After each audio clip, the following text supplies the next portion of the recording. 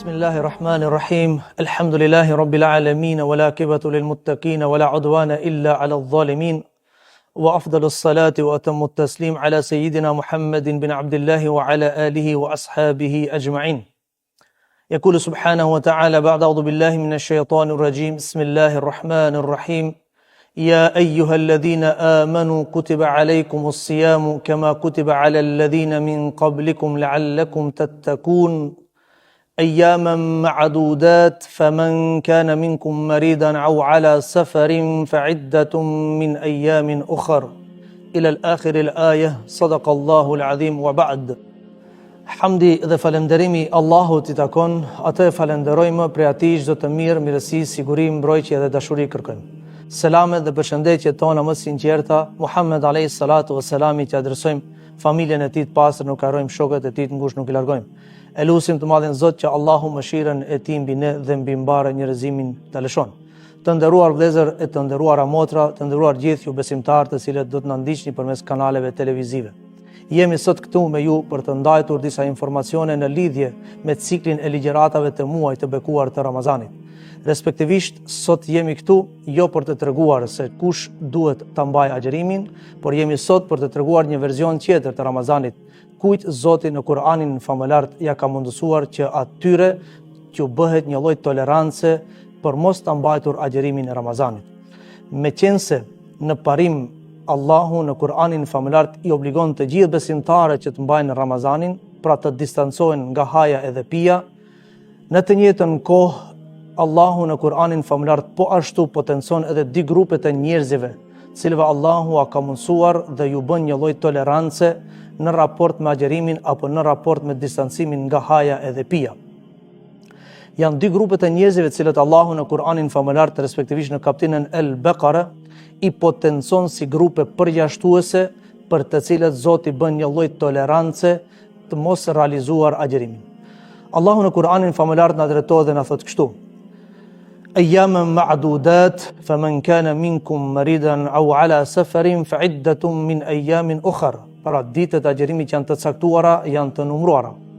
Por në rast se dikush prej jush gjatë këtij muajit, gjatë këtyre ditëve, e gjen vetveten e vet në rrugëtim, apo e gjen vetveten e vet në grupin e njerëzve të cilët po ballafaqohen me smundje të ndryshme, janë dy grupe të cilët Zoti thot në Kur'anin famëlart që ne bëjmë tolerancë dhe ata agjërimin e tyre do ta plotësojnë apo do ta bëjnë kompenzim pasi që ketë mbaruar muaji i Ramazanit dhe të kenë filluar muajt e tjerë të vitit.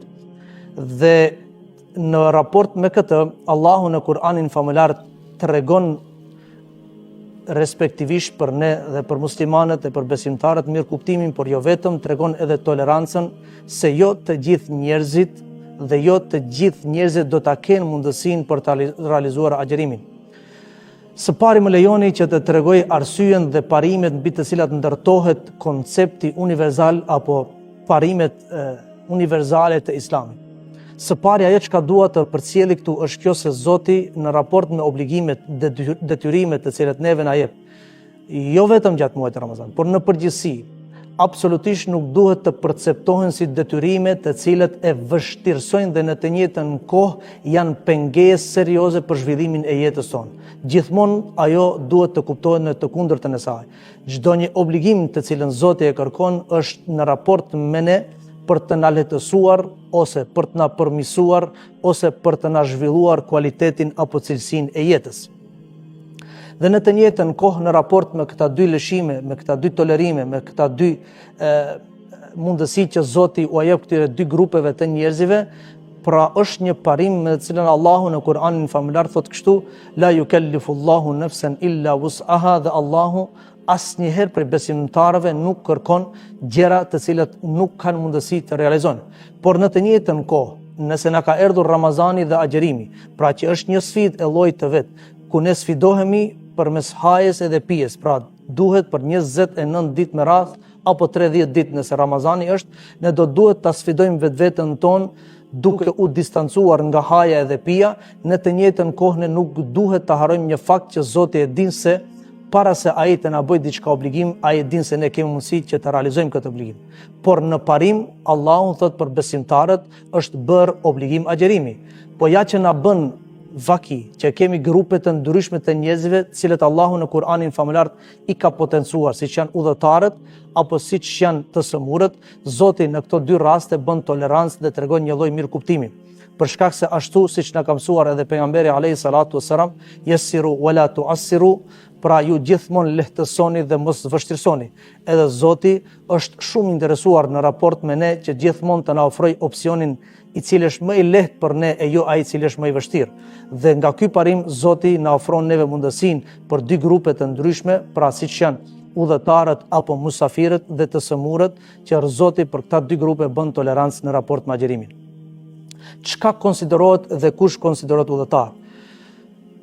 Udhëtari gjithmonë konsiderohet njeriu i cili të paktën duhet të bëjë një 81 kilometër udhëtim. Pra në rast se këtë distancë e arrin prej këtij momentit, besimtarit i lejohet që agjerimin e tij mos ta mbajë apo mos ta realizojë.